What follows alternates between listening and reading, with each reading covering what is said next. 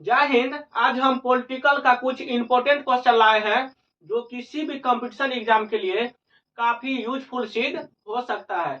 आइए इसे हम बारी बारी से देखते हैं। देखिए, पहला क्वेश्चन है, राष्ट्रपति द्वारा राज्यसभा में मनोनीत सदस्यों की संख्या कितनी होती है? ये रहा आपका ऑप्शन 14, 18, 16, 12। तो इसके सदस्यों की संख्या होती है 12, यानी D is the right answer. देखिए, राष्ट्रपति बनने के लिए न्यूनतम उम्र 35 वर्ष होनी चाहिए। साथ ही वह भारत का नागरिक हो, दिवालियापन और नशेड़ी गजेरी नहीं हो। राष्ट्रपति का मासिक वेतन 5 लाख रुपया है, यानी एक महीना में 5 लाख रुपया दिया जाता है। किसी भी अभियुक्त की फांसी की सजा को बदलने या कम करने का अधिकार किसे दिया गया है? ये रहा ऑप्शन, राष्ट्रपति, प्रधानमंत्री, मुख्य न्यायाधीश या लोकसभा अध्यक्ष। तो आंसर होगा राष्ट्रपति। तो किसी भी अभियुक्त की फांसी की सजा को बदलने या कम करने का अधिकार सिर्फ राष्ट्रपति को है। नेक्स्ट क्वेश्चन, केंद्रीय मंत्रिमंडल के मंत्रियों की नियुक्ति कौन करता है? ऑप्शन है प्रधानमंत्री, राष्ट्रपति, प्रधानमंत्री की सलाह पर राष्ट्रपति और डी नॉन ऑफ दीज, यानी इनमें से कोई नहीं। तो आंसर होगा प्रधानमंत्री की सलाह पर राष्ट्रपति। नेक्स्ट क्वेश्चन, वित्त बिल के लिए किसकी पूर्व स्वीकृति आवश्यक है?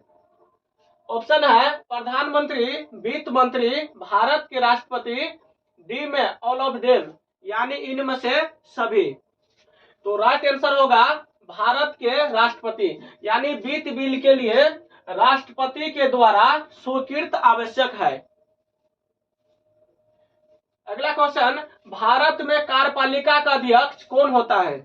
ऑप्शन है राष्ट्रपति, प्रधानमंत्री, विरोधी दल का नेता और डी में भारत सरकार का मुख्य सचिव। आंसर होगा राष्ट्रपति। Option A is the right answer. यह होता भारत में कार्यपालिका का अध्यक्ष। पिछड़ा वर्ग आयोग का गठन कौन करता है? यह रहा आपका ऑप्शन, राष्ट्रपति, प्रधानमंत्री, लोकसभा अध्यक्ष और गृह मंत्री। आंसर होगा राष्ट्रपति, यानी ए इज द राइट आंसर। यानी 1952 ईस्वी में भारत के संविधान में पहली बार संशोधन किया गया था।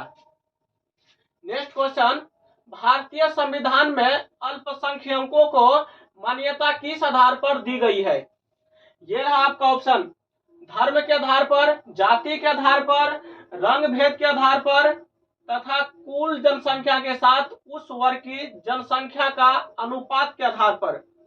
तो आंसर होगा कुल जनसंख्या के साथ उस वर्ग की जनसंख्या के आधार पर, यानी D is the right answer.